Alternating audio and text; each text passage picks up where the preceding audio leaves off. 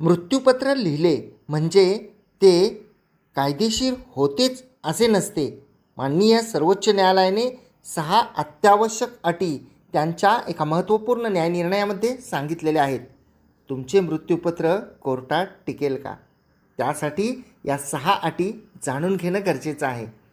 प्रत्येक मृत्यूपत्र जे लिहिलेलं असेल ते वैध होतेच म्हणजेच कायदेशीर होतेच असे नसते. कारण मृत्यूपत्र बनवताना जर ही एक चूक झाली तर मृत्यूपत्र हे रद्दसुद्धा होऊ शकते. आणि या अनुषंगानंच माननीय सर्वोच्च न्यायालयानं एक महत्त्वपूर्ण असा निर्णय दिलेला आहे. ज्या निर्णयाच्या अनुषंगानं आपण जाणून घेणार आहोत की मृत्यूपत्र खरे आहे की खोटे आहे आणि ते कसे ठरवले जाते. कारण मृत्यूपत्र सिद्ध करण्यासाठी पुरावे आवश्यक असतात. ते कोणते पुरावे आहेत हे सुद्धा आपण या व्हिडिओमध्ये जाणून घेणार आहोत. माननीय कोर्ट हे मृत्यूपत्र स्वीकारण्यापूर्वी कोणते 4 प्रश्न विचारते, हे 4 प्रश्नसुद्धा या व्हिडिओमध्ये महत्त्वाचे आहेत. आणि मृत्यूपत्रावरील फक्त मृत्यूपत्र करणाराची सहीच पुरेशी नसते. मृत्यूपत्र करणाराने मृत्यूपत्रावर सही केली म्हणजे ते मृत्यूपत्र कायदेशीर झाले किंवा त्याला माननीय कोर्टामध्ये मान्यता मिळते असे नसते. त्यासाठी नेमकं काय करावं लागेल? मृत्यूपत्र कायदेशीर ठरण्यासाठी या 6 अटी ज्या आपण या व्हिडिओमध्ये सांगणार आहोत त्या अटी पूर्ण केल्या तरच ते मृत्यूपत्र कायदेशीर आहे असं माननीय कोर्ट ग्राह्य धरतं. चला तर मग तुम्ही कोर्ट कचेरी या यूट्यूब चॅनलला अद्याप सबस्क्राईब केलेलं नसेल तर सबस्क्राईब जरूर करा आणि बाजूचं बेल आयकॉनचं बटन दाबा म्हणजे व्हिडिओचे नोटिफिकेशन आपल्यापर्यंत येतील. आपण फेसबुक इंस्टाग्रामवर पाहत असाल आणि अद्याप आपण फॉलो केलेलं नसेल तर फॉलोसुद्धा जरूर करा. मृत्यूपत्र म्हणजेच विल खरे असल्याचे सिद्ध करण्याबाबत माननीय सर्वोच्च न्यायालयानं एक महत्त्वपूर्ण न्यायनिर्णय दिलेला आहे. आणि मृत्यूपत्राच्या संबंधीच्या कायद्याबद्दल दिलेल्या एका अत्यंत महत्त्वपूर्ण निर्णयामध्ये माननीय सर्वोच्च न्यायालयाने एखादं मृत्यूपत्र खरं आहे म्हणजे जेन्युइन आहे की खोटं आहे हे कसं ठरवावं आणि खरं आहे हे ठरवताना कायद्याची कोणती तत्त्वे लागू करावीत याचं स्पष्टीकरण दिलेलं आहे. माननीय न्यायालयाने या 2026मध्ये दिलेल्या न्यायनिर्णयामध्ये पूर्वीपासून जी प्रस्थापित कायदे होते, कायदेशीर तत्त्व होती त्याचाच पुनरुच्चार केला आहे आणि म्हटलेलं आहे की मृत्यूपत्र हे इतर कोणत्याही दस्तऐवजाप्रमाणे सिद्ध करावे लागते म्हणजे प्रूव्ह करावं लागते. मात्र मृत्यूपत्र तयार करणारी व्यक्ती म्हणजे ज्याला इंग्रजीमध्ये टेस्टेटॉर असं म्हटलं जातं ती मृत झालेली असल्यामुळे त्याच्या अंमलबजावणीबाबत साक्ष देण्यासाठी ती व्यक्ती स्वतः उपलब्ध नसते की ते खरं आहे का खोटं आहे हे सांगण्यासाठी. त्यामुळे कायद्याने मृत्यूपत्राच्या सिद्धतेसाठी काही अतिरिक्त संरक्षणात्मक अटी ज्या आहेत म्हणजे ॲडिशनल सेफगार्ड्स असं ज्याला आपण म्हणतो तर त्या घालून दिलेल्या आहेत. या माननीय सर्वोच्च न्यायालयाच्या न्यायनिर्णयामध्ये माननीय न्यायालयाने भारतीय उत्तराधिकार अधिनियम 1925 ज्याला इंडियन सक्सेशन ॲक्ट 1925 आपण म्हणतो, त्यानंतर भारतीय साक्ष अधिनियम 1872चा इंडियन इव्हिडन्स ॲक्ट या अंतर्गत मृत्यूपत्र सिद्ध करण्यासाठी आवश्यक असलेल्या पुराव्याचा म्हणजे ज्याला इव्हिडंटरी बर्डन जे म्हणतो आपण त्याचा सविस्तर उहापोह असा जो आहे तो केलेला आहे. आणि माननीय न्यायालयाने मृत्यूपत्र खरे मांडण्यापूर्वी कोणते प्रश्न स्वतःला विचारले पाहिजेत हे या निर्णयामध्ये स्पष्ट केलेलं आहे. तर त्याबद्दल आपण बोलणार आहोत. तर मृत्यूपत्र सिद्ध करणे इतर कागदपत्रापेक्षा वेगळे का आहे? कारण जर आपण पाहिलं तर एखादा दस्त असतो, कागद असतो, तो सिद्ध करण्यासाठी ते तयार करणाऱ्या किंवा त्यावर सही करणाऱ्या व्यक्तींची साक्ष घेतली जाते. परंतु मृत्यूपत्राची स्थिती थोडीशी वेगळी असते. कारण मृत्यूपत्राला परिणाम म्हणजे जो इफेक्ट असतो ज्याचं एक्झिक्युशन म्हणजे अंमलबजावणी जी असते ती केवळ मृत्यूपत्र करणाऱ्या व्यक्तीच्या मृत्यूनंतरच प्राप्त होते. आपल्या सर्वांना माहीत आहे की एखाद्या व्यक्तीनं मृत्यूपत्र केलं आणि तो व्यक्ती जिवंत असेपर्यंत त्या मृत्यूपत्राचं जे एक्झिक्युशन आहे किंवा इफेक्ट आहे तो होत नाही. जेव्हा ती व्यक्ती मयत होईल त्यानंतर त्याचा जो इफेक्ट आहे त्या दस्ताचा तो सुरू होतो. एक व्यक्ती कितीही मृत्यूपत्र करू शकते, जे शेवटचं मृत्यूपत्र आहे ते कायदेशीर मानलं जातं.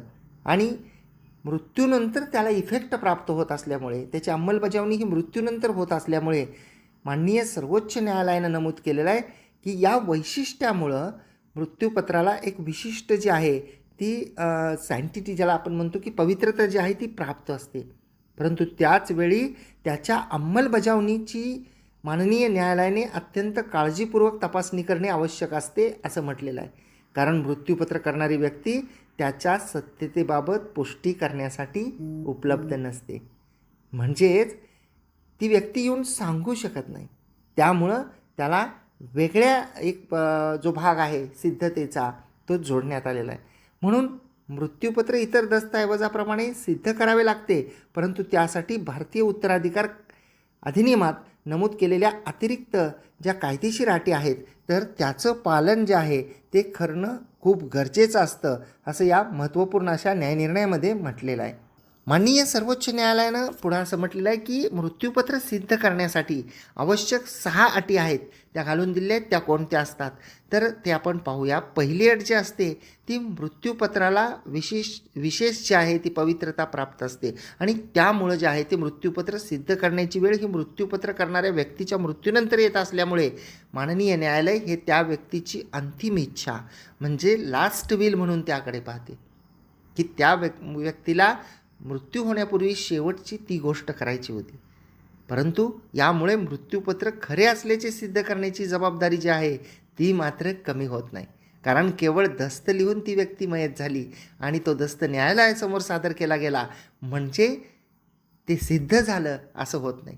जी दुसरी गोष्ट असते ती म्हणजे मृत्यूपत्रावरील सही ही सिद्ध करणं गरजेचं असतं. सर्वात अगोदर हे सिद्ध करावं लागतं की मृत्यूपत्रावरील सही ही मृत्यूपत्र करणाऱ्या व्यक्तीचीच आहे आणि ही बाब जी आहे ती जे साक्ष अधिनियम आहे भारतीय साक्ष अधिनियम तर त्या भारतीय साक्ष अधिनियमाच्या कलम 67 नुसार सिद्ध करावे लागते. आणि आवश्यक असल्यास माननीय न्यायालय कलम 45 अंतर्गत हस्ताक्षर तज्ज्ञांचं मत किंवा कलम 47 अंतर्गत संबंधित हस्ताक्षराशी परिचित जे व्यक्ती आहेत त्यांची साक्षसुद्धा स्वीकारू शकतात जर तशा प्रकारचा पुरावा दिला तर. आणि तिसरी महत्त्वाची जी गोष्ट आहे ती मृत्यूपत्राची योग्य प्रकारे ॲटेस्टेशन म्हणजे साक्षांकित अंमलबजावणी झालेली असावी. म्हणजे खरंच त्याचं योग्य प्रकारे ॲटेस्टेशन झालेलं आहे का. म्हणजे फक्त सही झाल्याने मृत्यूपत्र कायदेशीर ठरत नाही. ते भारतीय उत्तराधिकार अधिनियमाच्या 63 नुसार साक्षांकित झालेलं असणं आवश्यक आहे. आता या कलमामध्ये काय आहे तर मृत्यूपत्र करणाऱ्या व्यक्तीने स्वतः सही किंवा अंगठा करणे आवश्यक आहे किंवा त्या व्यक्तीच्या निर्देशानुसार आणि त्या व्यक्तीच्या उपस्थितीत दुसऱ्या व्यक्ती जे आहे ते सही करू शकते. तसेच मृत्यूपत्रावर किमान 2 साक्षीदारांची साक्ष ॲटेस्टेशन असणं बंधनकारक आहे. आणि चौथी जी गोष्ट आहे याच्यामध्ये ती म्हणजे मृत्यूपत्र करणारी व्यक्ती ची जी मनस्थिती आहे ती योग्य असली पाहिजे. म्हणजे ती साऊंड माइंड असली पाहिजे. आपण काय करतोय काय नाही हे त्या व्यक्तीला समजत असलं पाहिजे. आता कायदेशीर मृत्यूपत्र फक्त साऊंड माइंड म्हणजे त्या व्यक्तीची मनस्थिती चांगली असणारी व्यक्तीच करू शकते. उदाहरणार्थ नशेमध्ये केलेला असेल, आजारी असताना केलेला असेल आणि ते सिद्ध केलं गेलेलं असेल की ती व्यक्ती त्यावेळी तशा प्रकारचा दस्त मृत्यूपत्राचा करण्यासाठी सक्षम नव्हती तर मृत्यूपत्र हे रद्दसुद्धा होऊ शकतं. आणि भारतीय उत्तराधिकार अधिनियम जो आहे त्याच्यातल्या 59 कलमानुसार सुद्धा मृत्यूपत्र तयार करताना त्या व्यक्तीची मानसिक क्षमता जी आहे म्हणजे टेस्टिमेंटरी कॅपॅसिटी जी आहे ती सिद्ध झाली पाहिजे. म्हणजे त्या व्यक्तीला मृत्यूपत्र करत असताना आपण काय करतोय हे कळत होतं का, त्या व्यक्तीची मानसिक स्थिती काय होती, त्या व्यक्तीवर कोणाचा दबाव होता का, अनड्यू इन्फ्लुएन्स होता का, कोर्शियन होतं का, काही धमकावण्यात आलेलं होतं का, या गोष्टीसुद्धा पाहणं गरजेचं आहे असं म्हटलेलं आहे. मृत्यूपत्र सादर करणाऱ्या व्यक्तीने हे दाखवून द्यावं लागतं की मृत्यूपत्र करणाऱ्या व्यक्तीला आपण काय करीत आहोत याची पूर्ण जाणीव होते. म्हणजे जो व्यक्ती त्या मृत्यूपत्राच्या आधारे त्या मिळकतीचा मी मालक आहे असे म्हणून केस घेऊन येतो तेव्हा त्या व्यक्तीला ह्या सर्व गोष्टी ज्या आहेत त्या सिद्ध कराव्या लागतात की त्या मृत्यूपत्र करणाऱ्या व्यक्तीला आपण काय करीत आहोत याची पूर्ण जाणीव होती. आणि पुढची जी अट आहे ती म्हणजे किमान एक साक्षीदाराने माननीय न्यायालयामध्ये साक्ष देणे आवश्यक असतं. तर भारतीय साक्ष अधिनियमाच्या कलम 68 नुसार केवळ मृत्यूपत्र न्यायालयात दाखल केल्याने ते सिद्ध होत नाही, भले ते रजिस्टर असो.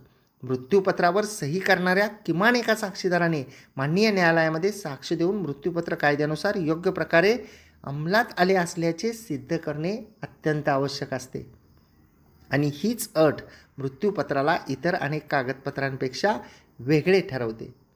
आणि जी 6वी अट आहे ती म्हणजे माननीय न्यायालयाने 4 मूलभूत प्रश्नांची उत्तरे शोधली पाहिजेत असं या न्यायनिर्णयामध्ये म्हटलेलं आहे.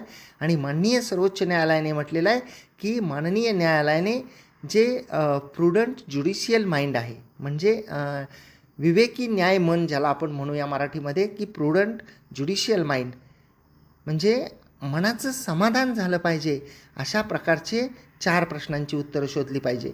म्हणजे काय, तर मृत्यूपत्रावर सही मृत्यूपत्र करणाऱ्या व्यक्तीनेच केले आहे का? त्या व्यक्तीला मृत्यूपत्राचे स्वरूप समजले होते का? मृत्यूपत्रातील मालमत्तेच्या वाटपाचा परिणाम मृत्यूपत्र करणाऱ्या व्यक्तीला समजला होता का? म्हणजे आपण या मृत्यूपत्राद्वारे एखादी मिळकत ज्यांचं नावे दिलेली आहे, मृत्यूपत्र ज्यांच्या नावे दिलेलं आहे त्यांना ती मिळकत देत आहोत, हे त्यांना समजलेलं होतं का?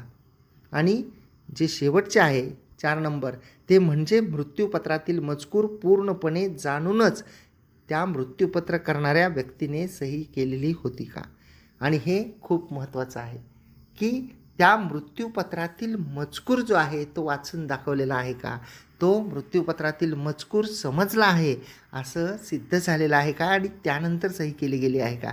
आणि माननीय न्यायालयाने या निकालामध्ये स्पष्ट केलेलं आहे की या प्रश्नांची उत्तरे मॅथमॅटिकल प्रिसिजन जे आहे, ज्याला आपण म्हणतो गणितीय अचूकतेने सिद्ध करण्याची काही आवश्यकता नसते, परंतु जे उपलब्ध पुरावे आहेत आणि जे सद्सद विवेक बुद्धीला आपल्या जे आहे ते समाधान देणारी जे आहेत ते पुरावे जे आहेत ते त्या ठिकाणी असले पाहिजेत की या व्यक्तीनं खरंच मृत्यूपत्र करून दिलेलं आहे किंवा हे मृत्यूपत्र बनावट आहे, हे समोर आलेल्या पुराव्यावरून माननीय कोर्टाने ठरवावं असं म्हटलेलं आहे.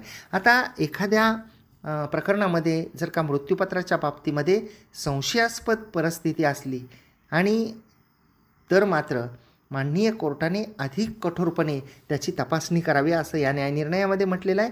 माननीय सर्वोच्च न्यायालयाने म्हटलेलं आहे आणि स्पष्टसुद्धा केलेलं आहे की जर मृत्यूपत्राभोवती संशयास्पद परिस्थिती म्हणजे सस्पिशियस सर्कमस्टन्सेस जर का दिसून आली तर मृत्यूपत्र सादर करणाऱ्या व्यक्तीवर तो संशय दूर करण्याची जबाबदारी असते.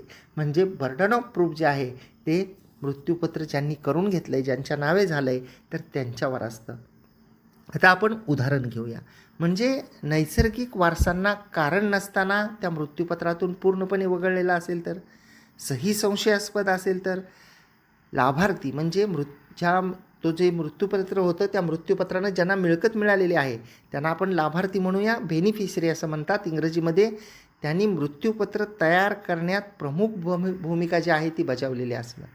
म्हणजे पूर्णतः त्यांनीच लिहून आणलं, त्यांनीच टाईप केलं, त्यांनीच साक्षीदार आणले आणि त्यांनी त्या मृत्यूपत्र करणाराची फक्त सही घेतली, असंच जर का पुरावा समोर आलेला असेल तर त्याला आपण असं म्हणतो की लाभार्थी म्हणजे बेनिफिशरी जे आहेत ते त्यांनी मृत्यूपत्र तयार करण्यात प्रमुख भूमिका बजावलेली असणे. आणि अशी परिस्थिती जर असेल तर त्या सर्व संशयाचं समाधानकारक स्पष्टीकरण दिल्याशिवाय माननीय न्यायालय मृत्यूपत्र खरं मानू शकत नाही. आता माननीय न्यायालयाने यापूर्वीसुद्धा माननीय सर्वोच्च न्यायालयाने वेगवेगळे निर्णय दिलेले आहेत, महत्त्वाचे निर्णय आहेत माननीय सर्वोच्च न्यायालयाचे, आणि ते या केसमध्ये सुद्धा रेफर करण्यात आलेले आहेत. ज्या केसबद्दल आपण बोलतो आहे की एच व्यंकटचला अय्यंगार विरुद्ध BN थिम्माजम्मा, हा 69 सालचा न्यायनिर्णय आहे. आणि त्यानंतर जे आहे ते मीना प्रधान वर्सेस कमला प्रधान आहे 2023चा. आणि पार्वती नार्टी मयत त्यांचे वारस विरुद्ध लक्ष्मी नार्टी मयत त्यांचे वारस, हा सुद्धा 2026चा न्यायनिर्णय आहे. आणि हे जे प्रकरण आहे ज्यामध्ये माननीय सर्वोच्च न्यायालयानं हा न्यायनिर्णय दिलेला आहे, जे आपण व्हिडिओमध्ये आपण ही जी तत्त्व आहेत ती सांगितली, तर त्या केसचं नाव आहे लक्ष्मी विरुद्ध गोपी व इतर. आणि 2026 लाईव्ह लॉ सुप्रीम कोर्ट 681 यावर ते प्रसिद्ध झालेलं आहे. आणि या महत्त्वपूर्ण अशा न्यायनिर्णयामध्ये माननीय सर्वोच्च न्यायालयाने मृत्यूपत्र सिद्ध करण्यासाठी आवश्यक असलेली वरील 6 तत्त्वे आणि माननीय न्यायालयाने विचारावयाचे 4 मूलभूत प्रश्न पुन्हा एकदा स्पष्ट करून मृत्यूपत्राच्या सत्यतेची कसून पडताळणी करण्याची आवश्यकता असल्याचे अधोरेखित केलेले आहे. आपल्याला मृत्यूपत्राबद्दल, त्याच्या सिद्धतेबद्दल, ते खरं का खोटं कसं ठरवायचं याबद्दलची माहिती आवडली असेल. धन्यवाद.